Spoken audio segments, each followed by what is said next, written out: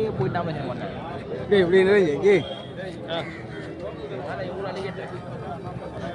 நம்மளது வீடியோ. அடுத்தபடியாக சென்னை மாநகர செயலாளர் சிவவிஜயன் அவர்கள் உரையாற்ற மேடைக்கு வருமாறு அழைக்கிறேன்.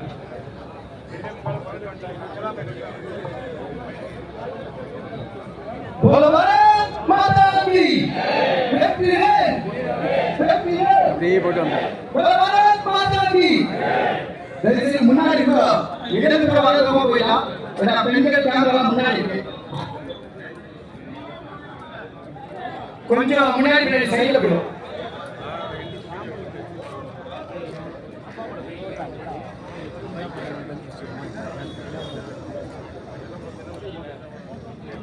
யார் இருக்குது? இது யாருக்கு மேலே காட்டு மோட்டர் நல்லா காட்டு.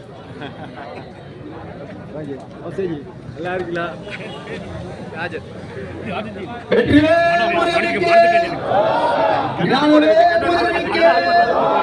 திருச்செந்தூர் ஆண்டவனுக்கு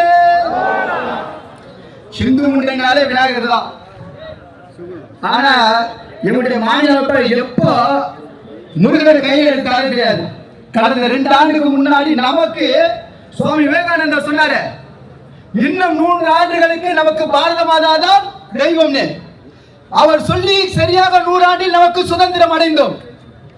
பாரதம் வெற்றி பெற வேண்டும் என்றால் பாரத மாதா மட்டும்தான் நாம் தொழ வேண்டும் என்று விவேகானந்தர் உரைத்த உரையை போல் எங்களது தென் பாரத அமைப்பாளர் திரு பக்தன்ஜி வெற்றிவேல் வீரவேல் என்ற கோலசத்தை கையில் எடுப்போம் என்று கடந்த 2 ஆண்டுகளுக்கு முன் சொன்னார். வெற்றி வேலை எடுத்தோம் என்றால் தமிழகத்தில் திராவிடம் வீழ்ந்தே தீரும் என்றார். எடுத்தோம் வெற்றி வேலை. இன்று வெற்றி விழா கொண்டாடி கொண்டிருக்கிறோம். இது கண்டன ஆர்ப்பாட்டம் தான். ஆனால் இங்கு நமக்கு வெற்றி விழாவும் மறைமுகமாக இருக்கிறது.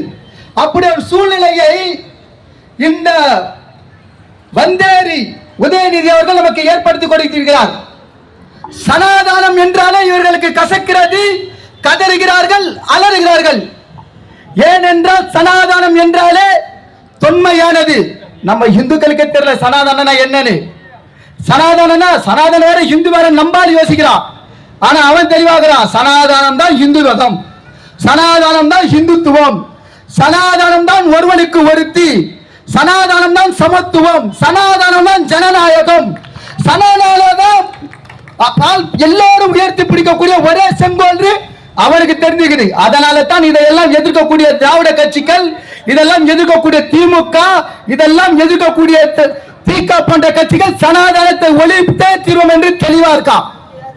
ஆனா இந்து நாம தெளிவா இல்ல. இததான் இது காட்டுகிறது.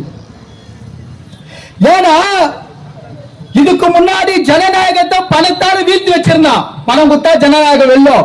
அதனால அவனுக்கு ஜனநாயகத்தை பத்தி கவலை இல்லை. அதனால சனாதானத்தை போற போக்குல பேசிட்டு இருந்தான்.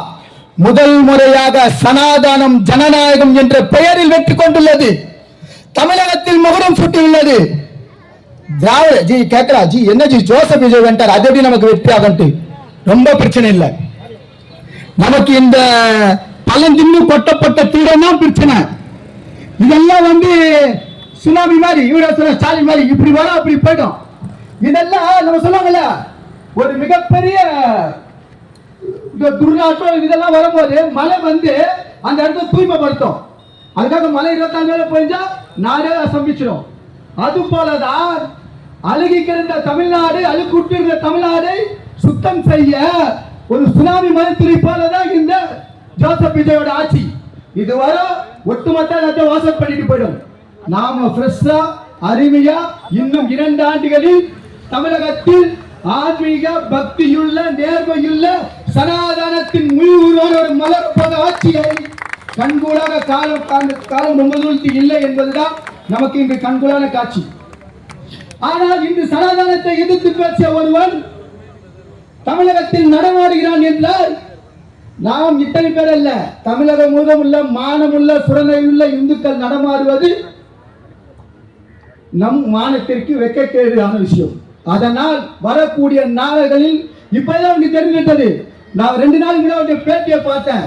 இப்படி ஒரு பதட்டமான முகம், இப்படி ஒரு அலறி போன ஒரு முகம், இப்படி ஒரு இருண்டு போன முகத்தை ஆண்டுதான் பார்த்தேன். சும்மா பத்திரிகைலாம் மிரட்டாரு. நான் என்ன சொன்னேன், நான் என்ன பண்ணேன், நான் தப்பு செஞ்சேன் அப்படி இப்பயே தெரியுது. அவங்க கோசி எங்க ஜீவன் சொன்னாரு, பஸ் பிடிக்கிற நாய் மூஞ்ச பார்த்தா தெரியும். அந்த மூஞ்ச அப்பதான் பார்த்தேன். மீடியா கேமரா அப்பதான் அந்த மூஞ்சி உண்மையான மூஞ்ச காட்டுச்சு. இதுல கூட மூஞ்சி கூட கொஞ்சம் நல்லா இருக்கு. இப்ப போய் பாருங்க உதயநிதி போட்டாவா, ரொம்ப அந்த பயம், அந்த இருண்டு போன முகம். தமிழகம் முன்ன மாதிரி இல்ல, இந்துக்கள் முன்ன மாதிரி இல்ல. மானமுள்ள சுரணையுள்ள இந்துக்கள் நாளுக்கு நாள் தமிழகத்தில் அதிகமாகிக் கொண்டே போகிறார் என்பதை திமுக உணர்ந்து கொண்ட காலம் வந்துவிட்டது. அதனால் வெற்றி நிச்சயம் என்பதை நாம் உணர்ந்து, நாம் முன்னை விட திமுக ஆட்சி தான் நமக்கு வேலை அதிகம் அப்படின்னு நம்ம நினைச்சோம். அதை விட பல மடங்கு வேலை இப்போதுதான் நமக்கு இருக்கிறது. நான் சொன்னல, இந்த வாசல் மொத்தமா அள்ளி சுருட்டிட்டு போயிடுச்சு. இதுக்கப்புறம் தான் நாம் இந்த நிலத்தை வேறு ஊன்றி வளரக்கூடிய காலம் இந்த பொற்காலம். நாம் இதுக்கு முன்னாடி நான் 3 நேரம் ஊழியர் செஞ்சுனா 28 மணி நேரம் நாம் வேலை செய்ய வேண்டிய காலம் இந்த பொற்காலம். எனவே சனாதன இந்து தர்ம போராளிகளே, உங்களிடம் மன்றாடி கேட்டுக்கொள்வது, இன்னும் ஓராண்டுதான் நமக்கு காலம். அதற்குள் தமிழகத்தை ஒரு இந்து சனாதன பூமியாக மாற்றி அமைப்பது நாம் வந்துள்ள ஒவ்வொருடைய கடமை என்பதை வாழ்த்து கூறிய அனைத்து உள்ளங்களுக்கும் நன்றி கூறி விடைபெறுகிறேன். பாரத் மாதா கி ஜெய்.